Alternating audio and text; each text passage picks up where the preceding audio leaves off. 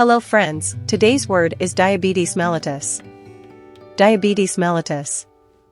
According to WHO, diabetes mellitus is defined as a heterogeneous metabolic disorder characterized by common feature of chronic hyperglycemia with disturbance of carbohydrate, fat and protein metabolism. It is of two types. Insulin-dependent diabetes mellitus or type 1 diabetes. It constitutes about 10% to 20% cases. And non-insulin dependent diabetes mellitus or type 2 diabetes comprises about 80% cases. Some risk factors for type 2 diabetes mellitus are obesity, habitual physical inactivity, and family history of type 2 diabetes mellitus.